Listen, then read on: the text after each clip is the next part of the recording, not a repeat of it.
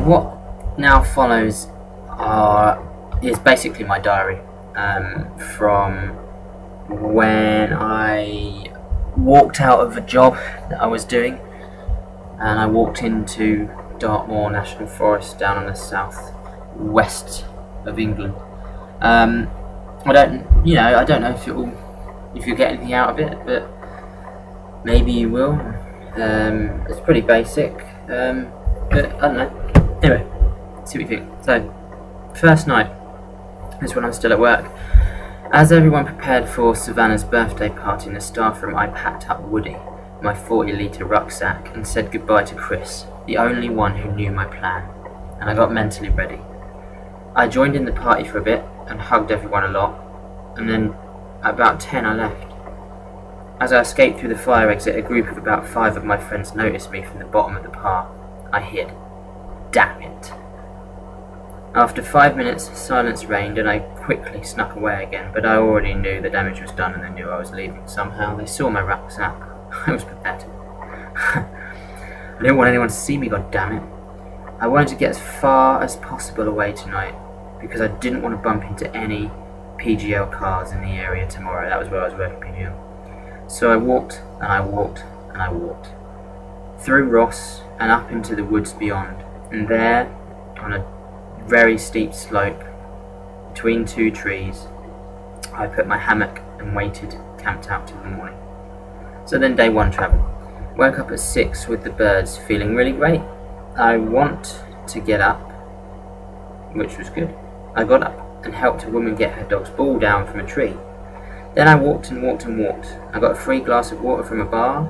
Food is critical now. All I've got is Alpen and dry noodles.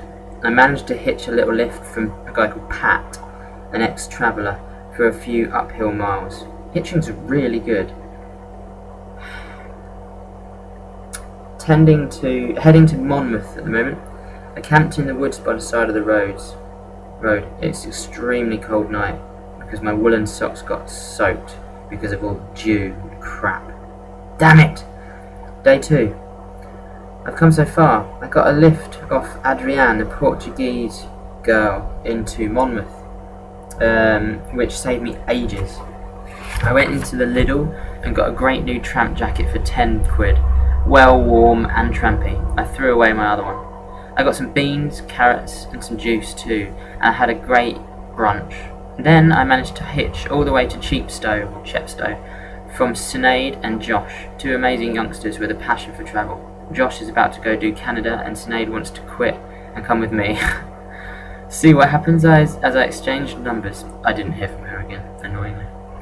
Walked the bridge from Chepstow, and hitched with another sound dude to just outside of Fround. Camping on the ground in a lush field I can see for miles. Beautiful. Rainbow Tribe. It rained last night. Grim. And I was bivouacking. Literally, I was in a field. We're wrapped in a tarpaulin. So I got absolutely soaked. I was lucky as it didn't rain too much. Yeah, it could have been worse. Let's see. Let's hope it's sunny tomorrow. Day 3. Woohoo! Sunny by 10 AM. So I got my kit dry. I packed up and got a text from this girl. She wants me to fly over to Italy. She's going to pay and she wants to do a road trip. It's an option. I kind of prefer backpacking on my own. Plus I'm waiting around for Chris. He texted and said if he leaves, he has to pay 500 quid. That's why I walked out. Yowza. I said, empty your bank account and just fuck off like me. We'll see. So I hit the road and quickly got a lift with a guy called Seb and his mum. Told me about Sunrise Festival later on. I walked some more but got so hot. Tried to hitch for half an hour but no joy, so just found a field and relaxed in the sun.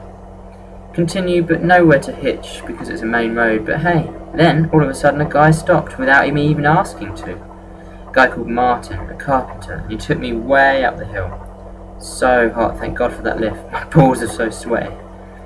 I hitched with 2 completely mashed guys after that as well. They were so fucking stoned, it was ridiculous. And he had his daughter in the back as well, 5 or 6 years old. She was really sweet. A long lift into Stepton Mallet. I felt bad about her though. I mean, the car was so hotboxed, and she was just a little kid, you know? Anyway, what could you do? Told me about getting work in Glastonbury Festival this year, so that sounds good, so I'm going to check it out, since it's on my way. Went into Tesco for some supplies. My bag's now very heavy again. I walked, deciding to do only about half an hour. Pilton's coming up, which is where the festival is, so I found a camp. Really nice spot next to a field of cows with black mosses everywhere. Oh no, sorry, a field of cows with black noses. I set up camp and fed myself and the cows. I hung around in my hammock, just thinking and listening to music and writing. Day 4. Bloody glad I set up the tarp last night because it pissed down from 6 till 12 in the morning. It was cosy though. See, I was hammocking, a hammock and then a tarp above me. Still a bit cold on the toes, but cool other than that. Also, I found out my watch was 2 hours fast for the last day, so I was actually up at 6:20 yesterday and in bed at 7:30 last night. What the fuck? I wondered why it said 9:30 and wasn't dark. Out of bed at 12:30 after my nap because I didn't sleep well last night. I walked through the village of Pilton, where Glastonbury is held, and found some country dicks in a bar where the farm is. They were really unfriendly, they just stared at me as I walked in and I was like, fuck this.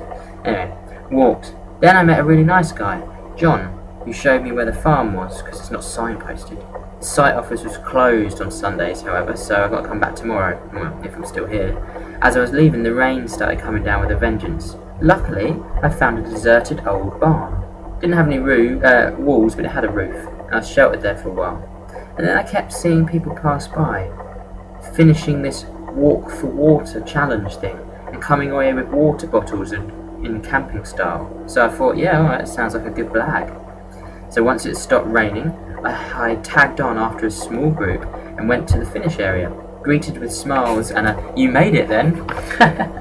I went over to the official dude. He asked me my name, so I gave him a false one, and then he gave me 2 wicked water carriers, which I really needed. So it was absolutely fantastic. The universe helps me again. Then, as I left, I saw John again in the car park, and he gave me a £5. Said to go get a hot meal. So hell yeah, I will. But I can't today because it's 5 on Sunday. But tomorrow, can't wait. I walked for about an hour and a half, and then it started to rain again. So I sought shelter as soon as possible. All I could find was an abandoned old shed or a little car garage, I don't know. Pretty small. Managed to get the hammock up, just about. It had like all these dead chicken skeletons or something in it and stuff, but there you go. At least it had a roof. Lit some incense and then relaxed. 7:20 that was. Slept okay. I was worried about ripping the hammock on the metalwork that I strung it from though. Anyway, day 5. Nice sunny day, so I decided to get up at 8. Broke camp and felt good. I feel like such a tramp, it's amazing. I walked for 1.5 hours and got to Glastonbury Tor, this like tower on a huge hill. First I spoke to this awesome middle-aged couple who were clearly hippies, and they told me about this really cool place where a lot of hippies go called Top Nets. And then Scott gave me a oneer. Oh no, he gave me a tenner. Oh, I thought it was 100. No, tenner. Walked up this massive slope and flopped down exhausted to the ground. Loads of people here all meditating, etc. I can see for miles and frickin' miles. Gotta try and hitch now. Went down and saw a sign to the Chalice Gardens, I think it was. Alice and Scott said that was the yin part, so I thought, what the hell? It looked great, so I went in. I didn't have any money, but the woman who was there let me in for free because I smiled at her. Don't know why. It was incredible. So peaceful and simple, but so perfect. Guess who I met? Scott and Alice again. And we chatted for an hour on life and love and meaning. Live in the moment. We are all spirits inhabiting a body. After they left, I filled my flask from the Chalice Spring, healing waters, and wandered around in blissful contentment. I saw a field at the back. It was small, like a miniature valley, but it was seriously the most beautiful thing I ever saw for that moment. I almost cried. Golden sun shined upon it. Beautiful green verdant grass. Little lambs frolicked, tugging playfully at the grass. The sheep sat amidst the daisies, and the puffer things The fuck does that say? And the puffer things in the shade. I don't know what the hell that is. Anyway, and it was pure perfection. I feasted upon the vision and gave thanks for being alive to see it. Then I walked through town to shop a bit, and I got some pies or something. What does that say? I got 5 pies for don't know what that says. Hitched a lift from a nice decorator guy all the way to the M5, and then 2 minutes later I managed to hitch a lift with Cameron, some businessman in a Mercedes, all the way to Totnes, where he was going, which was very strange. So, coincidence? He lived there, you see. Awesome little hippie town, and I met this Meow You or Marty Blue or someone. Anyway, he had a van. Got some free pasties and potatoes from these shops that were closing, and then he took me to his house and we chatted about Zen Buddhism. He showed me a place to visit at 6 o'clock tomorrow to explore more, with more people. And then he dropped me off at an incredible wood and showed me a place to camp on the riverside. Fire pit ready and everything. Wood plentiful. It was heavenly. I made camp, made a fire and peace. I can enjoy the world and return the gift with love for everything and thanks. Day 6. Today has been a revelation for me. I woke at dawn and snoozed to 8. I think somewhere like that anyway. Got up, stoked the fire, and thought about what to do. Stay here another night or go back into Totnes. And then I found a piece of card with just one word written on it. Move. And then I knew what I wanted to do. And I realised it's not the destination that gives me pleasure, it's the journey. I have to keep on moving, to stay alive, to stay in wonder. Don't stop exploring. Find the new, because that's what makes me truly happy. So I burnt another circle shape into my arm in honour of this spiritual discovery and this journey, and decided to head to Buckfast and the Dartmoore National Forest. I felt free and light. No more hitching now unless I really need to, want to get somewhere. No more destinations except to give me, a rough direction. So I headed along the road and stopped in an organic farm. Nice woman gave me 3 apples, 4 oranges and 3 tubs of tupla or something, which is couscous to take. Woohoo! So I gave her some stuff, some jeans, eye fluid, odds and ends. Walked about for 1.5 hours and then stopped in a field to eat. Steam trains passed and I waved to all the passengers. I noticed a forest beyond that looked sweet and checked it out. Wow! Trout were jumping in the river, herons, ducks. It was clearly seldom visited. I found a really cool stone with which to ground myself, as Scott advised, if I ever span out of control, and ate an orange. Delicious. The first taste is always the best. Up the river, I found a bridge that the railway goes over, and a wicked place to sleep on a carpet of moss under the bridge. So here I sit, about to read a little of the book that Marvy gave me before making camp. Bliss. Day 7. I slept pretty well considering I was on concrete. I really have to get a new sleeping bag because I'm going to get pneumonia soon. Oh, I also have a new name for myself. Moss Dog. This was when I discovered who I wanted to be. Cool, eh? Got up at 6:30 and was lightly raining and cold, so I had to stay rooted under the bridge for a while. Read some book and did some relaxed thinking. A lot of lost memories are flashing back to me now. Random things like my brother as a baby or parties when I was 13, etc. I saw a rock spirit today. We agreed it could come with me within my rock. Within the rock I chose yesterday. After a lot of concentration, we managed to get it into the rock. Its name is Myrtle, and what's strange is my rock now has a face upon it, which is pretty cool. The rain stopped, so I moved, and I had to travel along the railway lines because I didn't want wet feet for days. So I followed that, and it brought me to Buckfast Lee. But then I changed my mind in a pub when I asked did it have a camping shop, and I was told no. I then headed towards this place called Ashburton. Got some free beef sarnies and crisps in a hotel because I was walking and heard a squeak. Oh yeah, sorry. Got some free beef sarnies and crisps in a hotel. As I was walking I heard a squeak.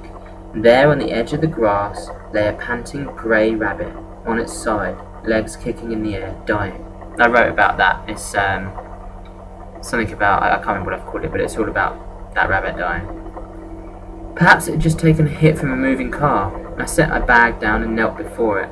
Its eyes were open, and its chest rose and fell fast. I cooed to it and stroked it as it passed. I felt honoured because I witnessed death. I'm not saying, it wasn't scary or wrong or bad. Death is a part of life. I didn't feel bad for the rabbit either because I knew it was already becoming something else. Again, I wrote about that as well. That's another one of my videos. I continued into Ashburton and got a sleeping bag.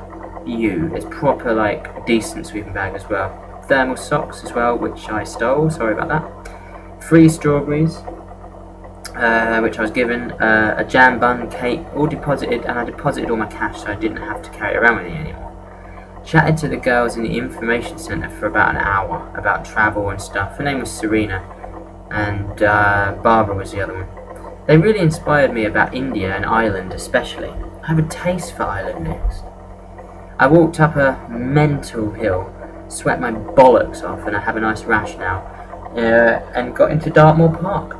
Went to the top of a hill and stood atop some amazing stone mounds. I made camp.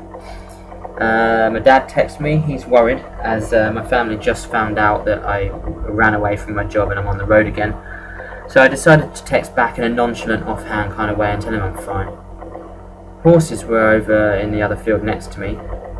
The wall looks so flimsy, so I hope they don't come over here. It's just one of those sort of stones piled up on top of one another, but there's gaps everywhere and stuff. Anyway, eating late. Might discard my rum later on because it's horrible rum anyway. It's taking up way too much weight. Yeah, buy rum. But I'm going to finish there and continue this in another episode, I think. That was